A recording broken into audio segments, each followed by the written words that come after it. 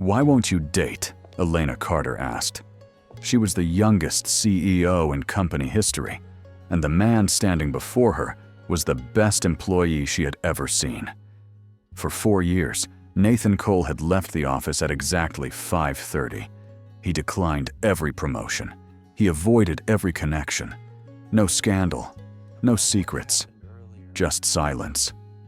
But when he finally answered her question, the truth did not just break her assumptions about him. It forced her to look at her own life and realize she had never loved anyone enough to understand his answer. Elena Carter had built her empire from nothing. At 31, she held the title of CEO, the youngest in the company's history, and she wore it like armor. Her office sat on the top floor, glass walls overlooking the city, a throne room for someone who believed success was the only currency that mattered. She had sacrificed everything to get here. Friendships faded.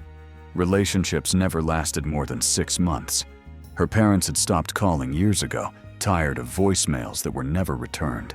People admired her talent, but behind closed doors, they called her cold. She never argued with that label. Cold got results. Cold kept her focused. Nathan Cole was the opposite of everything she understood.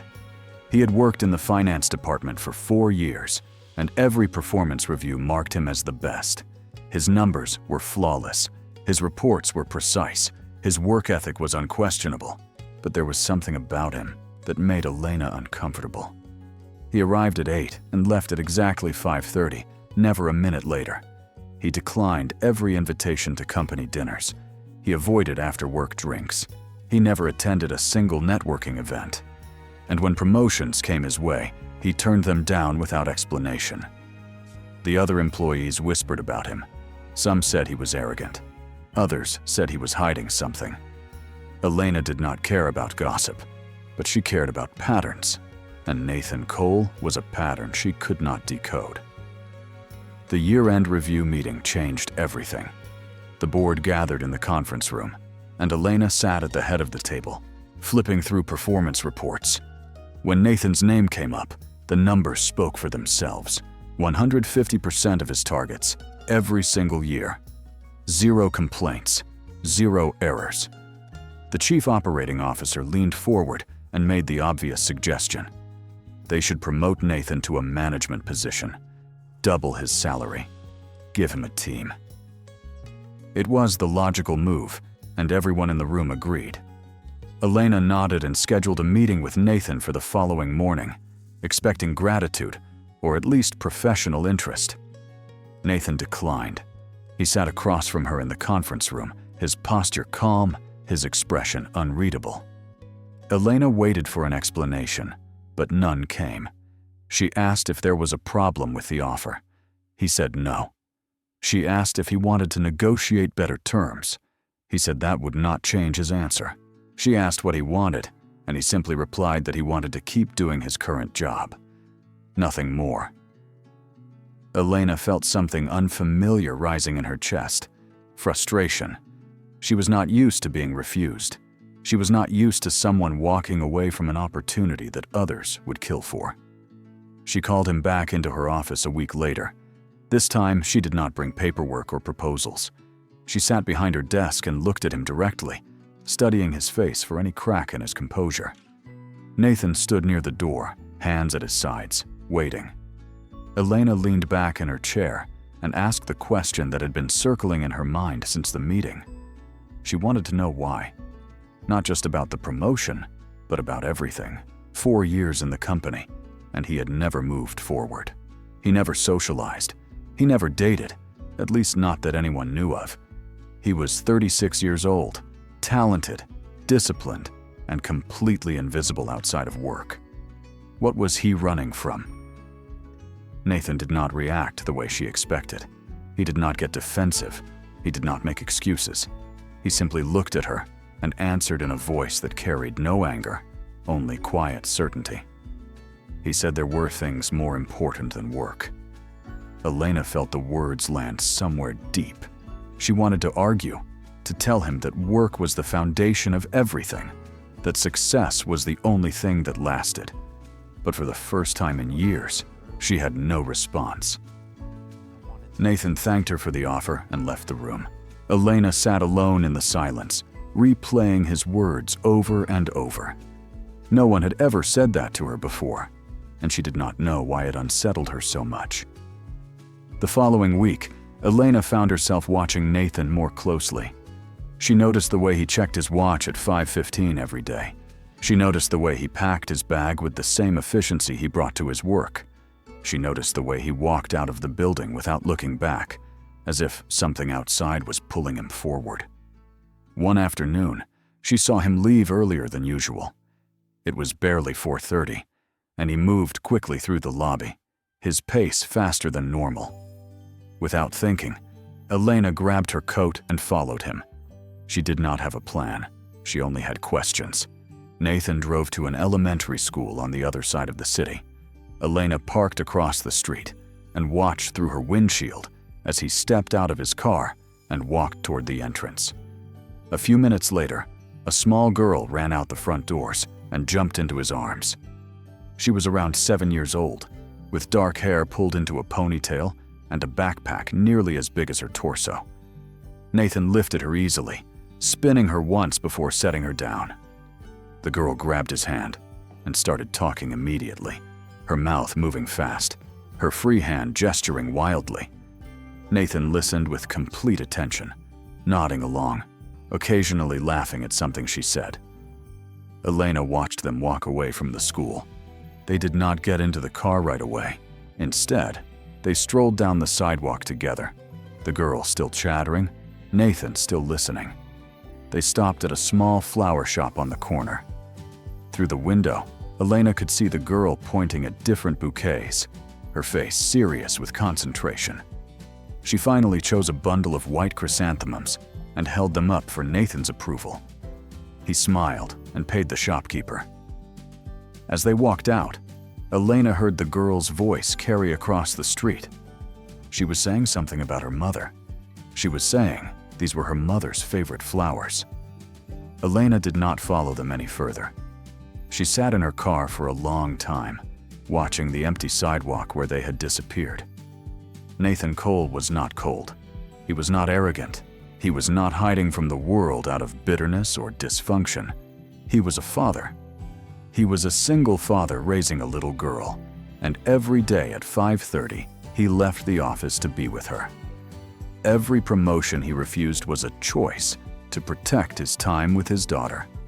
Every event he skipped was an evening he spent at home instead of networking with strangers. Elena understood the facts, but the facts only raised more questions. Where was the girl's mother? Why did they buy flowers like they were visiting someone? And why did Nathan guard his private life so fiercely that no one in the company even knew he had a child? She drove back to her apartment that night and poured herself a glass of wine. The city lights blinked outside her window, but she did not see them. She was thinking about the way Nathan had looked at his daughter, the way his whole face changed when she ran toward him. She was thinking about the way the girl had talked about her mother, about favorite flowers, about someone who was clearly absent. Elena had spent her entire adult life believing that success required sacrifice. She had given up relationships, family, connection, all for the corner office and the title on her door. But Nathan had made a different choice. He had chosen something else, something she did not fully understand yet. The next morning, Elena arrived at the office earlier than usual. She found herself looking toward the finance department when Nathan walked in at exactly 8 o'clock. He set his bag down, turned on his computer, and began working like any other day. He did not notice her watching. He did not know that she had followed him, that she had seen the little girl, that she had heard the words about chrysanthemums and mothers. Elena returned to her own work, but the question stayed with her. She was no longer frustrated with Nathan Cole. She was no longer trying to decode him as a professional anomaly. She was trying to understand him as a person, and that shift surprised her more than anything else. 3 weeks after Elena followed Nathan to the elementary school, the company announced its annual gala. It was the most important event of the year, a night where executives mingled with investors, where deals were made over champagne, and where attendance was not optional for anyone in a senior position. Nathan had just completed a major project that saved the company nearly $2 million in operational costs. The board expected him to be there. They wanted him visible, shaking hands, proving that the company valued talent. When the invitation went out, Nathan's name was on the list of required attendees. Elena was in the conference room when the chief operating officer brought up Nathan's response. He had requested to be excused from the gala. His reason was brief and familiar. Family matters that could not be changed. The room went silent for a moment before the COO shook his head and called it unacceptable. Another board member agreed, saying that Nathan's repeated absences were becoming a pattern of disrespect. They questioned his commitment. They questioned his professionalism. They wondered aloud whether someone who refused to participate in company culture truly belonged in the organization. Elena listened without speaking. She understood the board's frustration. She had felt the same way not long ago, before she saw Nathan with his daughter, before she watched him buy white chrysanthemums at a flower shop. But she also knew something the others did not. Nathan was not avoiding the gala because he was arrogant or indifferent. He was protecting time that belonged to someone else. She did not know the full story yet, but she knew enough to hesitate. When the COO asked for her opinion, she said only that they should not force the issue tonight. They could revisit the conversation later. The room accepted her answer, but the tension lingered. The night of the gala arrived, and Elena stood in the ballroom surrounded by hundreds of people. She wore a black dress that cost more than most people's monthly rent. She smiled at investors and laughed at jokes that were not funny. She played the role she had perfected over years of climbing, but something felt different. The conversations felt hollow. The music felt distant. She kept glancing at the entrance, half expecting Nathan to walk through, half knowing he never would. By 10 o'clock, she could not breathe. The walls were too close. The voices were too loud. She excused herself, walked to the parking garage, and drove away without telling anyone. She did not have a destination. She just drove, following streets she did not recognize, turning corners without thinking. The city blurred past her windows, lights streaking into lines, buildings fading into shadows. After nearly an hour, she found herself on a quiet road at the edge of the city. A cemetery stretched out to her left, its iron gates open, its paths lit by dim lampposts. Elena pulled over and turned off the engine. She did not know why she stopped.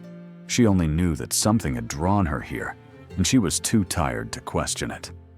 She stepped out of the car and walked toward the entrance. The air was cool and still, carrying the faint scent of freshly cut grass. Rows of headstones spread out before her, some old and weathered, others newer and polished. She walked slowly, not searching for anything in particular, until she saw them. Nathan and Lily stood near a grave about 50 yards away. The little girl held a bouquet of white chrysanthemums, the same flowers Elena had seen her choose weeks ago. She placed them gently at the base of a headstone, while Nathan knelt beside her, one hand holding his daughter's, the other resting on the stone. Elena stopped behind a tree and watched. She could not hear what they were saying, but she could see their faces. Lily looked serious, her small hands clasped together as if in prayer. Nathan's shoulders were tense, his head bowed. He stayed there for a long time, his fingers tracing something carved into the stone. When he finally stood, he lifted Lily into his arms and held her close, his face pressed against her hair. They stayed like that for several minutes before walking back toward the parking lot. Elena did not move until their car disappeared down the road. She walked to the grave after they left. The headstone was simple, made of gray marble with clean, sharp letters. The name read, Grace Cole. Below it, an inscription said, Beloved wife, wonderful mother. Forever in our hearts. The dates told Elena everything she needed to know. Grace had died 4 years ago. Lily would have been only 3 years old. Nathan had been a widower since then, raising his daughter alone, carrying a grief that he never showed to anyone at work. Elena returned to the office the next day and did something she had never done before. She searched Nathan's employee file for emergency contacts and background information. She found a single note buried in his records from when he first joined the company. It mentioned a previous employer and a change in personal circumstances. She made a few discreet calls to people she trusted, asking questions without revealing why. By the end of the week, she had the full story. 4 years ago, Grace Cole had been driving to pick up Lily from daycare when another car ran a red light. The collision killed her instantly. Nathan had been at his old job that evening, working overtime to earn extra money. They had been saving for a new house, a bigger place for their growing family. He was not there when his wife died. He did not even know until hours later. The information settled into Elena's mind like stones sinking into water. She understood now why Nathan left at 5:30 every day without exception. He was not being rigid or antisocial. He was making sure he would never miss another moment with his daughter. He was refusing to let work take anything else from him. Every promotion he declined, every event he skipped, every boundary he maintained was his way of honoring a promise he had made too late. He had not been there for Grace. He would be there for Lily, no matter what it cost him. Elena spent the following days wrestling with emotions she could not name. She was not in love with Nathan. She did not feel romantic attraction or the pull of desire. What she felt was something deeper and more uncomfortable. She admired him. She respected him in a way that made her question everything she had built. Nathan had chosen love over ambition, presence over promotion, his daughter over his career. And Elena, who had always believed that sacrifice meant giving up personal life for professional success, suddenly realized she had been sacrificing in the wrong direction. She was 31 years old. She had money, power, and a title that impressed strangers at parties. But she had no one to call at the end of a hard day. She had no one waiting for her at home. 2 weeks after the gala, Elena asked Nathan to meet her for coffee after work. It was the first time she had ever made such a request to any employee. Nathan agreed without asking why. They met at a small cafe 3 blocks from the office, a quiet place with wooden tables and low lighting. Elena ordered black coffee. Nathan ordered the same. They sat across from each other, and for a moment, neither spoke. Then Elena took a breath and told him the truth. She admitted that she had followed him to the school. She admitted that she had seen him at the cemetery. She apologized for invading his privacy, for prying into something that was not her business. Nathan listened without interrupting. When she finished, he looked at her with an expression she had not seen before. It was not anger or betrayal. It was something closer to relief, as if a weight had shifted slightly off his shoulders. He told her that he did not hide his past because he was ashamed. He hid it because he did not want pity. Grace deserved to be remembered as a wonderful woman, a loving wife, a devoted mother. She was not a tragedy to be discussed in break rooms or whispered about in hallways. She was his whole world, and he wanted to protect her memory from becoming office gossip. Elena nodded slowly. She asked him a question that had been forming in her mind for weeks. She wanted to know if he ever thought about moving on. It had been 4 years. Lily was growing up. Did he ever consider giving himself a new chance, a new beginning? Nathan set down his coffee cup and looked out the window. The streetlights had come on outside, casting pale yellow circles on the sidewalk. He told her that on his wedding day, he had promised Grace he would love her for the rest of his life. She was gone now, but that promise was not. He said he knew that people thought he was stubborn or stuck in the past. But every time he looked at Lily, he saw grace in her eyes, in her smile, in the way she laughed at things that were not funny. How could he tell his daughter that her father had replaced her mother? How could he bring someone new into their home and ask Lily to accept it? Maybe someday he would be ready. But today was not that day, and he did not know if that day would ever come. Elena did not cry. She was not the kind of person who cried easily, especially not in front of others. But something inside her cracked. She realized that she was sitting across from a man who lived by promises, who measured his life in loyalty rather than achievement. And she, who had always run toward the future, had never stopped long enough to love anyone the way Nathan loved Grace. She had never given anyone a promise worth keeping. She had never built anything that could not be replaced by the next promotion or the next deal. They finished their coffee in silence. Nathan thanked her for listening and stood to leave. Before he walked out, he turned back and said something that stayed with her long after. He told her that she was not as cold as people said. He could see it in the way she had chosen not to force him to attend the gala. He could see it in the way she sat here tonight, not judging, just trying to understand. That meant something. Elena watched him go, his silhouette disappearing into the evening crowd. She stayed at the table alone, her coffee growing cold, her reflection staring back at her from the dark window. The board meeting came without warning.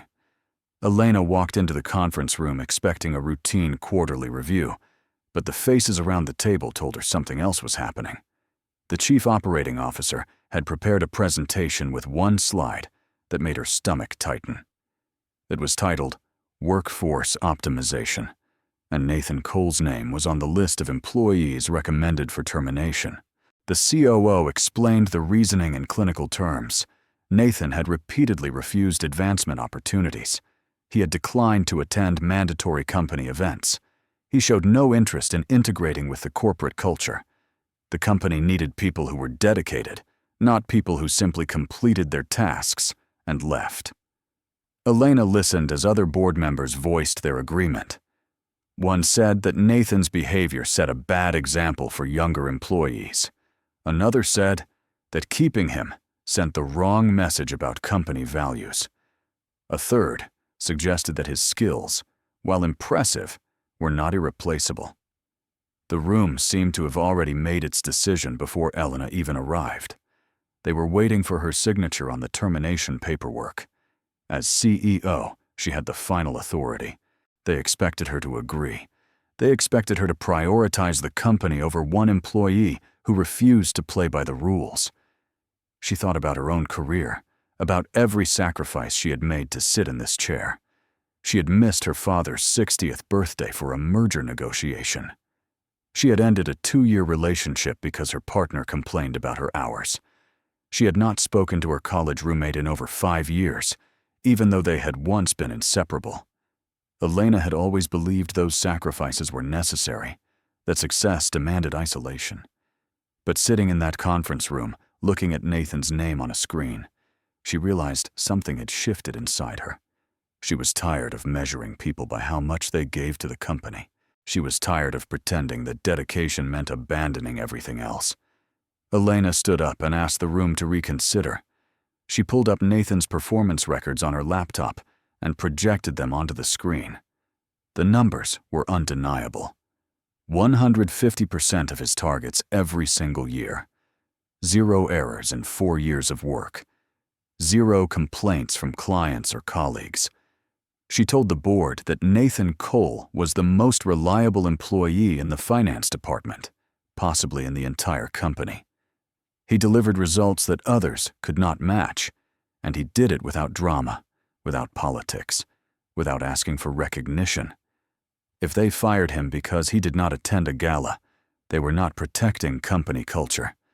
They were punishing excellence for the wrong reasons. The COO pushed back. He said that performance was only part of the equation. Loyalty mattered. Visibility mattered. Being part of a team meant showing up, not just on spreadsheets, but in person. Elena met his eyes and answered without hesitation. She said that Nathan showed up every single day. He showed up in his work, in his precision, in his commitment to doing his job better than anyone else. The fact that he left at 5:30 did not make him disloyal. It made him someone with priorities outside the office, and that was not a crime. She told them she would not sign the termination. If they wanted to fire Nathan Cole, they would have to do it without her approval. The room went quiet. No one challenged her directly. The COO closed his laptop and said they would table the discussion for now. Elena knew she had made enemies in that room, people who would remember this moment and hold it against her. But for the first time in years, she did not care. She had spent her entire life choosing the company over people. Today, she had chosen differently. A week later, Elena made a call to the Human Resources Director. She asked about establishing an internal scholarship fund for children of employees, something to help with tuition costs and educational expenses. The director was surprised, but agreed to draft a proposal. Elena funded the initial amount herself, quietly transferring money from her personal account. She made sure the first recipient would be Lily Cole, though the award would appear to come from an anonymous donor through the company's charitable arm. Nathan would never know it was her idea. She did not need him to know.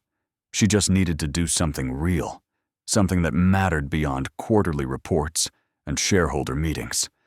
The following Saturday, Elena went for a walk in the park near the office. She told herself it was just exercise, just a chance to clear her head after a long week. But when she saw Nathan and Lily sitting on a bench near the fountain, she knew some part of her had hoped to find them there. Lily was drawing in a sketchbook, her small hands moving quickly across the page. Nathan sat beside her, watching with the kind of attention that Elena had rarely seen from any parent. She almost turned around and walked away. But Lily looked up and spotted her first. The little girl waved, and Elena felt she had no choice but to approach. She said hello and asked what Lily was drawing. The girl held up the sketchbook proudly, showing a picture of a woman with long hair standing among clouds. Lily explained that it was her mother. She said her mom lived in heaven now, but her dad told her that her mom watched over her every day. Elena felt her throat tighten. She managed to smile and told Lily that the drawing was beautiful. She said that Lily's mother must be very proud of her. The girl beamed at the compliment and returned to her work, adding more details to the clouds. Nathan stood nearby, his hands in his pockets. He looked at Elena differently than he had before. There was no suspicion in his eyes, no professional distance. He thanked her quietly for what she had done at the board meeting. Word had reached him through the office grapevine that someone had argued to keep him on staff. He did not know the details, but he had guessed it was her. Elena shook her head and told him she had only stated facts. He was the best employee they had. Firing him would have been a mistake. Nathan nodded slowly, and for a moment, something passed between them that neither of them named. That evening, Nathan took Lily to visit Grace's grave. It had become their weekly ritual, a time to bring flowers and talk to the woman who was no longer there, but had never truly left. Lily knelt by the headstone and traced her mother's name with her finger. She asked Nathan if he was sad. He told her yes, that he missed her mother very much. Lily considered this for a moment, then shared something her teacher had told the class. She said that when you miss someone, it means they still live in your heart. So her mother was still alive in both their hearts, right? Nathan pulled his daughter close and held her tight. His eyes burned, but he did not let himself cry in front of her. He told her she was exactly right. Her mother would always be with them. On the walk back to the car, Lily mentioned Elena. She said she thought the lady from the park was nice. She liked that Elena had said her drawing was pretty. Nathan did not respond immediately. He looked up at the evening sky, where the first stars were beginning to appear.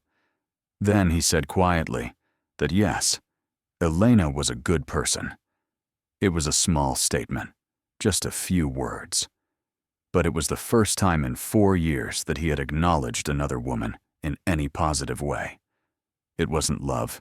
It wasn't even the beginning of love. It was simply a crack in the wall he had built around himself, a tiny opening that let in a sliver of light. Elena did not see Nathan again outside of work for several weeks, but she noticed changes. He started eating lunch in the break room occasionally, sitting with colleagues instead of alone at his desk. He talked about Lily sometimes, sharing small stories about her school projects or her favorite cartoons. He smiled more often, not the polite professional smile he had always worn, but something warmer and more genuine. He still left at 5:30 every day. He still visited Grace's grave every week, but he no longer seemed like a man trapped in his grief. He seemed like a man learning to carry it differently. Elena changed too. She called her parents one Sunday morning, the first time in over 2 years. Her mother cried on the phone. Her father asked if everything was okay. She told them she just wanted to hear their voices. She reconnected with her college roommate and made plans to meet for dinner. She declined a board meeting scheduled for a Saturday, something she had never done before, and drove 3 hours to visit her hometown instead. She walked through streets she had not seen since she was 22, and realized how much she had left behind in her rush to become someone important.